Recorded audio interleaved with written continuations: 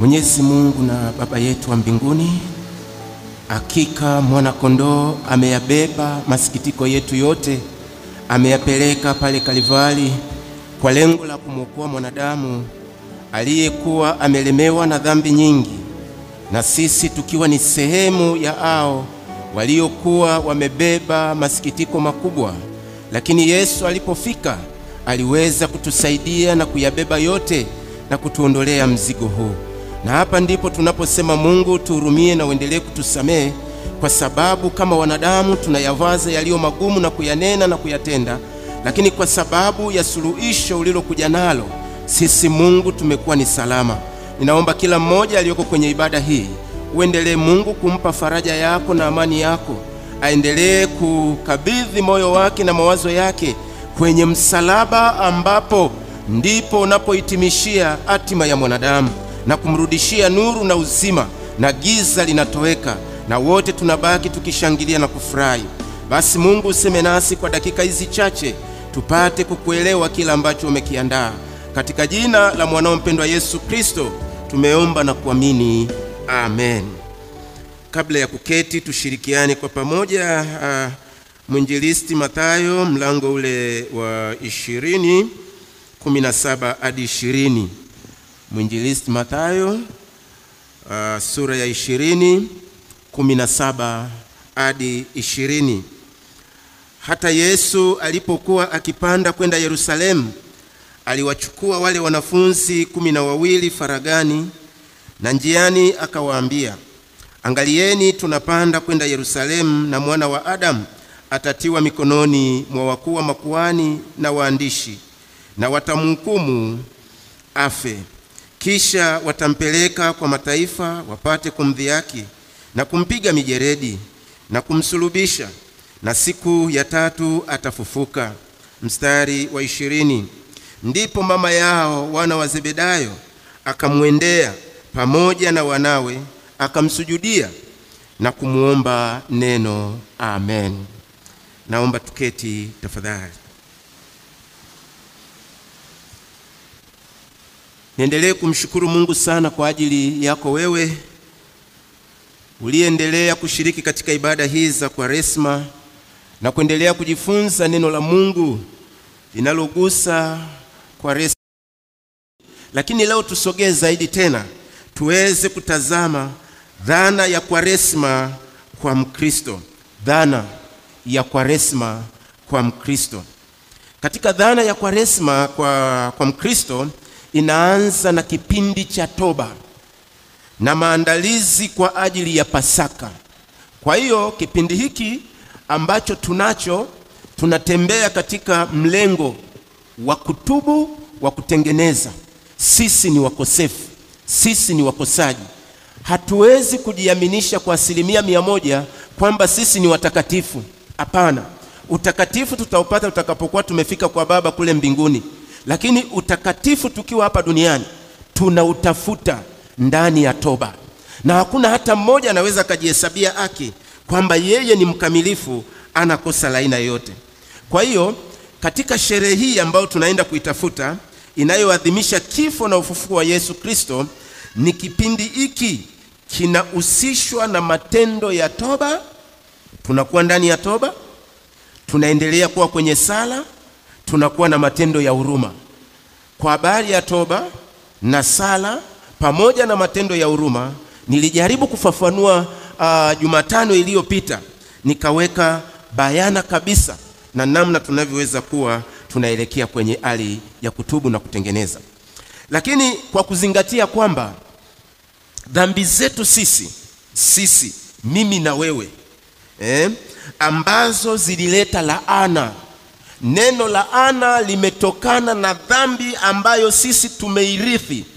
Kumbuka kwamba Adamu na Hawa walifanya makosa, na Mungu alipokuja akatamka kitu kinachoitwa laana. Sasa nitakuja kueleza huko chini hii laana ilikuwa kuwaje, na ni lazima tuitafakari na ni lazima tuiangalie. Kwa hiyo laana hii ilisababisha sisi wanadamu tutengwe mbali na Mungu, tuwe mbali kwa sababu tumejichafua, tuko mbali na uso wa Mungu, na kusababisha Yesu kuambwa msalabani.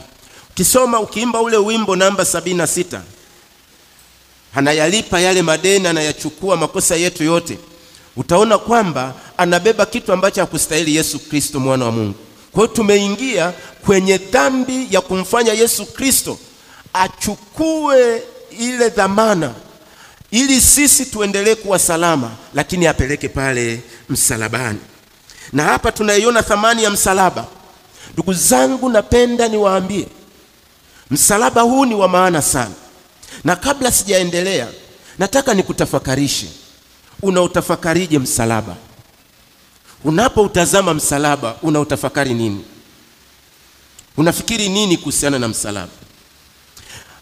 Nilipokuwa natafakari dhana hii na ninaiandaa, nilienda mbali zaidi kidogo. Yawezekana na wewe ukatafakari. Hivi ukitoka ukapita kule makaburini unakuta kuna msalaba, si ndio? Si kunakuwa na msalaba Ni kitu gani unakifikiri unapoona ule msalaba? Lakini unapotoka huko ukaingia kanisani, ukiwa unaangalia pale mbele, si unaona msalaba? Unatafakari nini msalaba wa kwenye kule makaburini na msalaba unaokutana nao kanisani? Ni vitu viwili tofauti, lakini ukivitazama vina maana kubwa. Na Yesu Kristo amekuja kusimama katika misalaba hiyo. Ukipita kwenye makaburi, lazima utakuwa na hofu. Lazima utawaza, baba yangu alifariki, mama yangu alifariki, mtoto wangu alizikwa huko. Kwa hiyo msalaba unaonyesha kwamba mtu aliyekufa. Na unapowaza mambo hayo, unajiuliza, na mimi nikifa nitawekewa msalaba huu. Lakini unapowaza kwamba nitawekewa msalaba huu, unajua maana ya msalaba unapowekwa? Unajua thamani ya huo msalaba? Okay, unatoka uko nje, unaingia kanisani, unautazama msalaba. Ni kitu gani unajifunza ukiwa ndani ya kanisa? Msalaba una maana gani kwako? Unakusaidia nini? Unakujengea nini? Na unakutoa wapi? Na ndio maana nimesema dhana tunayokwenda kuitazama, tutaiangalia laana hii pamoja na huu msalaba, lakini pia namna ambavyo laana ilishughulikiwa katika Agano la Kale.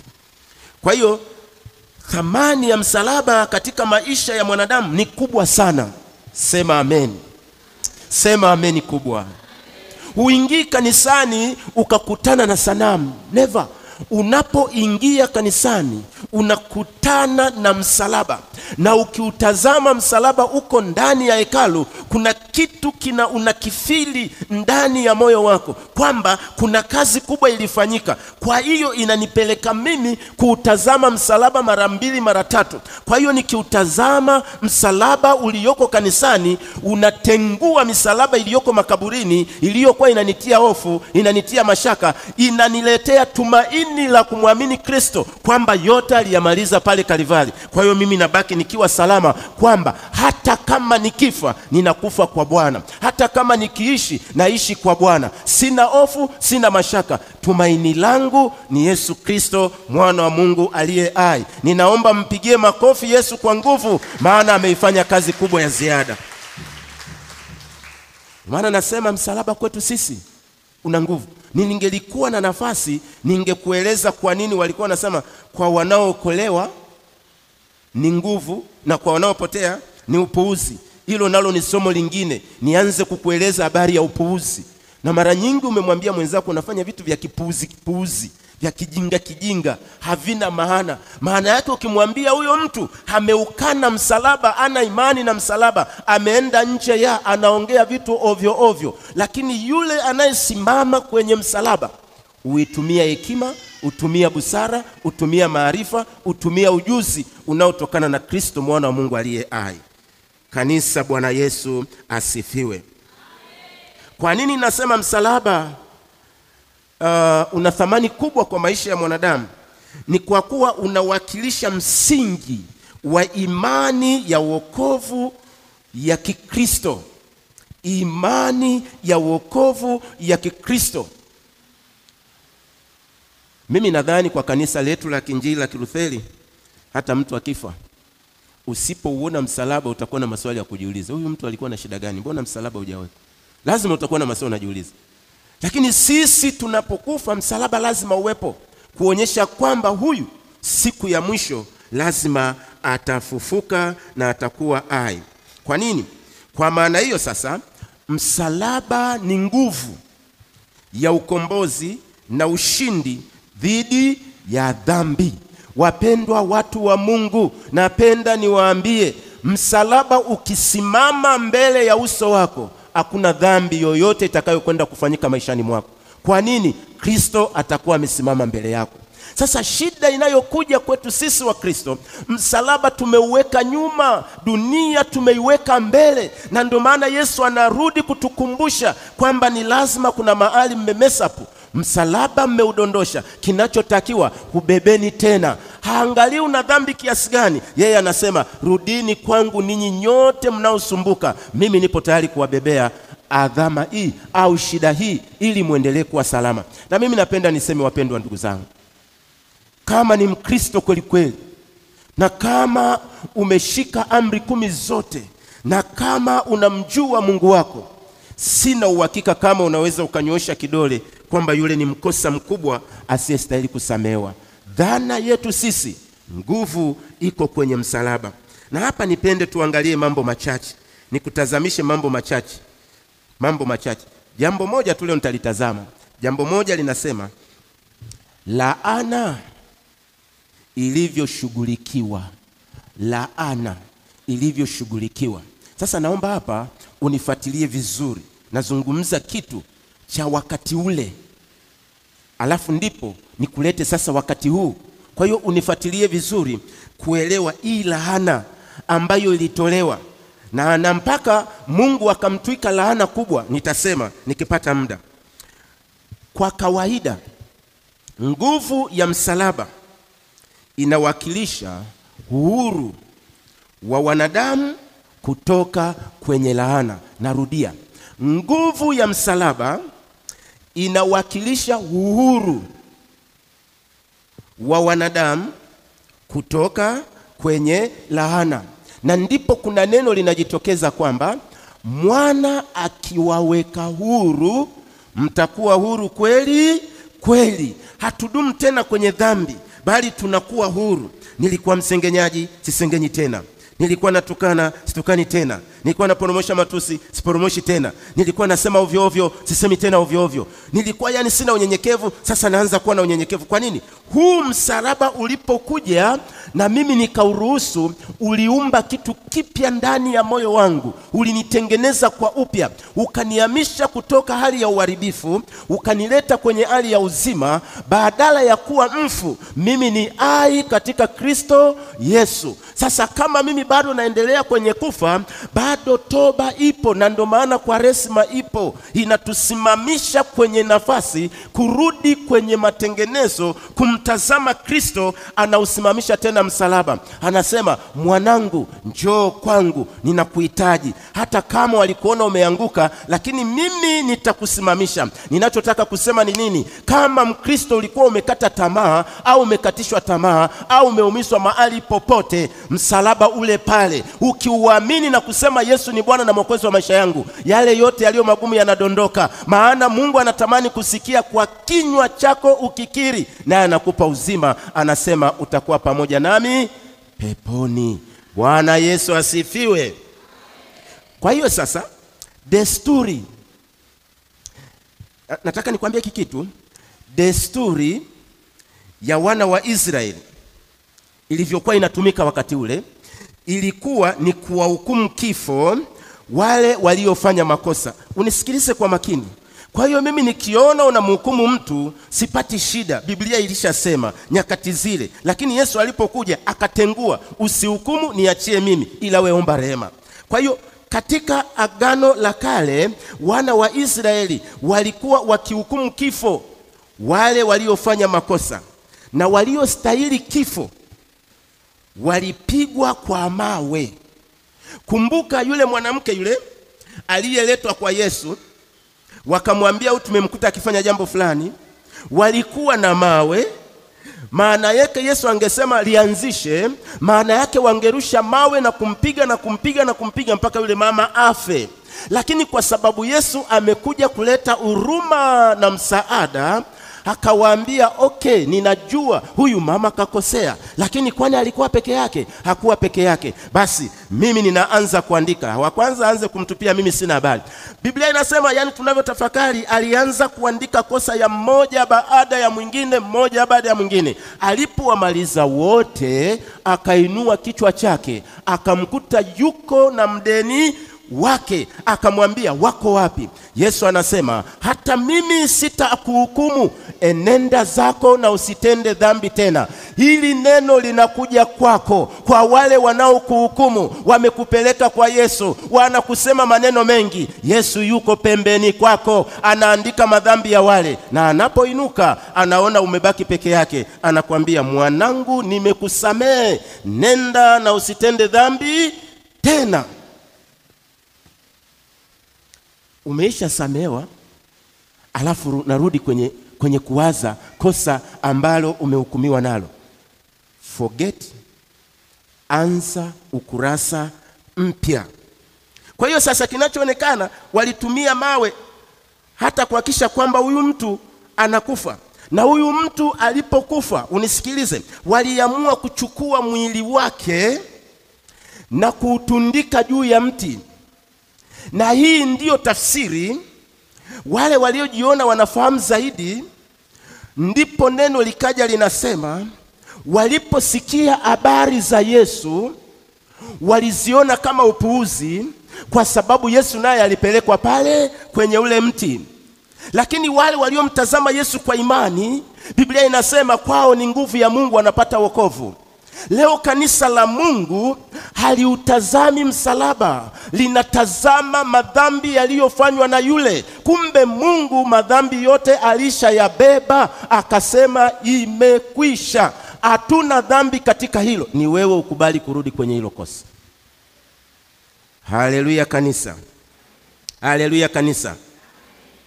Kwa hiyo kila aliyetundikwa kwenye mti, ndio unisikize vizuri, alionekana kama amelaaniwa na Mungu. Na ndio maana ikafika mahali wengine wakaacha kumwamini Yesu, wakaacha kumfuata Yesu, wakaacha kumtegemea Yesu. Injili inahubiriwa hawataki kuisikia. Kwa nini? Walimuona na yeye ameangikwa kwenye ule mti, lakini hawakujua kitheolojia kwa nini Yesu aliangikwa pale kwenye mti. Nikipata muda nitakueleza. Ukisoma Kumbukumbu la Torati sura ya 21, Kumbukumbu la Torati sura ya 21 aya ya 22 hadi 23 inadhibitisha niliyoyasema. Aya kutoka kwangu, ni ya Biblia. Anasema, akiwa mtu ametenda dhambi ipasayo kufa, kwa agano la kale sasa, akauawa, nawe ukamtundika juu ya mti, mzoga wake usikae usiku kucha juu ya mti, lazima utamzika siku hiyo hiyo. Utamzika siku hiyo hiyo. Kwani aliyetundikwa, tafsiri yao sasa, aliyetundikwa amelaaniwa na Mungu. Usije ukatiwa unajisi katika nchi yako akupayo Bwana Mungu wako iwe urithi wako. Ninazungumza dhana ya Kwaresma. Inatutoa wapi? Inatupeleka wapi? Na tunahitaji tuende wapi kulingana na kipindi hiki? Kwa sababu Kwaresma inatuondoa kwenye laana, inatupeleka kwenye uzima. Niendelee kusema hivi, hata jamii ya Wafilisti, kumbuka niko kwenye agano la kale, na hata Waashuru nao walitundika wahalifu kwenye mti, tafsiri yake msalabani.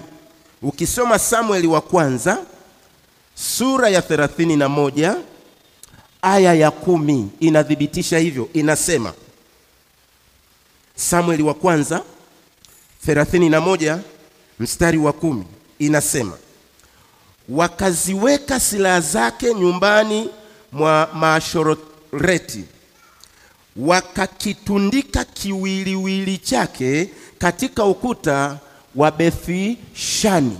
Ni nani huyu? Kulitokea vita Sauli na watoto wake watatu wakakimbia. Hawa waliokuwa wanawafuata wakawakuta wameanguka. Kile kichwa cha Sauli wakakikata.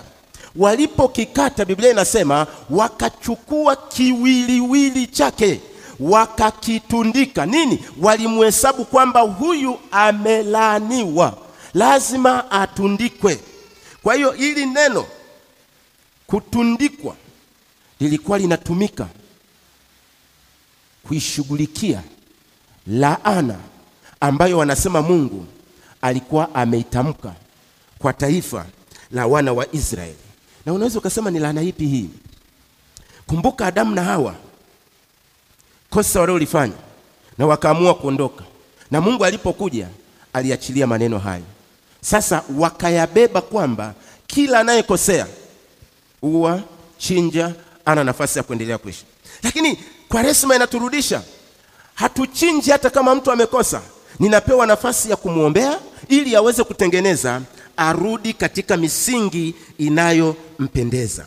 Kwa hiyo sasa Mungu akaona ni vema amuokoe mwanadamu kutoka katika kila aina ya laana kwa kumtuma mwanae kipenzi Yesu Kristo aje hapa ulimwenguni. Ninatamani nisikie makofi kwa sababu Yesu ametutoa kwenye laana hii. Hipi anasema, kwa maana jinsi hii Mungu aliupenda ulimwengu akamtoa mwanae wa pekee ili kila mtu amwaminie asipotee, asizame kwenye laana, asipotelee kwenye dhambi, bali awe na uzima wa milele. Yesu alifanyika laana. Ndiyo tafsiri ya Mungu kumleta naye angikwe pale. Kwa sababu gani? Waliokuwa wanakosea walikuwa wanapelekwa kwenye mti. Lazima na Yesu haufuate mti kwa ajili ya kumwokoa mwanadamu arudi kwenye uzima ule wa milele. Na ndio maana ninasema Yesu Kristo alifanyika laana kwa ajili yetu wenye dhambi. Sema ameni kubwa. Yesu ametutoa mbali jamani. Acha tunakopita, acha tunavyoongea, acha tunavyozungumza, acha tunavyofikiri. Jamani, Yesu ametutoa mbali, ametukomboa kutoka kwenye mazingira magumu ambayo hayaelezeki. Ingawa Yesu anabeba laana, na Biblia inasema yeye hakutenda dhambi kwa sababu alikuwa ni mtakatifu.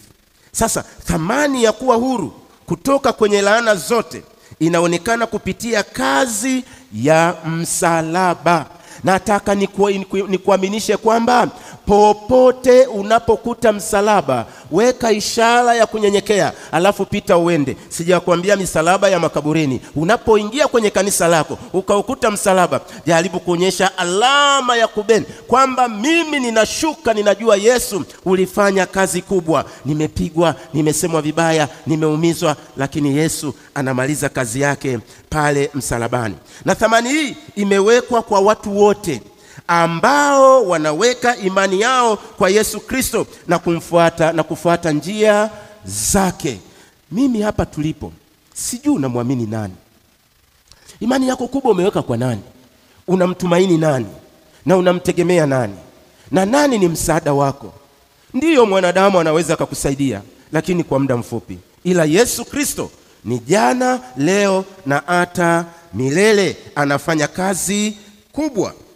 Kwa hiyo sasa, kabla ya Yesu kufa, akiwa msalabani, kuna tukio moja Yesu alilifanya. Sio kama mnalikumbuka. Kuna tukio moja kubwa Yesu alilifanya na lilifanyika pale msalabani. Unajua ni tukio gani? Tukio la kusamehe dhambi mmoja wa wanyang'anyi waliokuwa wamesulubishwa pamoja na Yesu. Swali langu wakati na tafakari hapa, yule ndugu aliyesamehewa, alafu na wale watu wakasema afunguliwe nani? Afunguliwe Baraba. Na Baraba akafunguliwa. Hebu nikuulize, ukikutana na Baraba, anaweza akakwambia habari gani juu ya Yesu aliyemsababisha Baraba akafunguliwa? Anatafakari nini Baraba? Huyu ndugu aliyeambiwa leo utakuwa pamoja nami, ni mambo mangapi anayatafakari? Okay, turudi kwetu leo. Yesu ametufia pale msalabani. Tunalisikia neno usiku na mchana. Tunawaza nini juu ya huyu Yesu? tumembeba Yesu au tumebeba mambo yetu? Tumewabeba wanadamu au tumembeba Kristo mwana wa Mungu? Naomba Kwaresma hii iturudishe kwenye msingi wa kumtafakari Yesu na kazi zake. Kama huyu waliuliza hafunguliwe nani, wakasema afunguliwe Baraba. Unafikiri Baraba alikimbia maili ngapi kukimbia hiki kifo kilikuwa kinamhusu? Okay, twende kwa hali ya kawaida. Mahakamani mahali pengine kuwa na hali ya kunyongwa, wanasema huyu amehukumiwa kunyonga. Alafu inapita rehema ya rais, anasema waliokuwa wameambiwa kunyonga katika kipindi hiki wako huru. Unafikiri huyu mtu ukikutana naye atakwambia nini? Anambia, ndugu, usiombe kwenda huko, usiombe kukaa huko. Tungekutana na Baraba akasema kama sio Yesu kuja kunitoa pale kwenye kile kifungo, adhabu hii ilikuwa ni kubwa. Ungekutana na huyu ndugu aliyeambiwa kwamba leo utakuwa pamoja nami peponi, sijui angekueleza maneno gani. Angekwambia, ndugu, kama una dhambi kuanzia leo, nenda kwa Yesu, mwambie unikumbuke leo na wala usinisahau, maana dhambi zangu zimezidi. Na Yesu atakwambia, kuanzia leo hii utakuwa pamoja nami peponi. Na Mungu akubariki, na Mungu akutunze, na Mungu akuongoze, na Mungu akusimamie uweze kuelewa kazi nzuri ya msalaba na namna tunavyopaswa kunyenyekea maisha yetu yote. Na Kwaresma hii ikubariki, ikutunze. Tutaendelea na hatua nyingine Jumatano ijaye. Bwana akutunze na Bwana akubariki. Amen.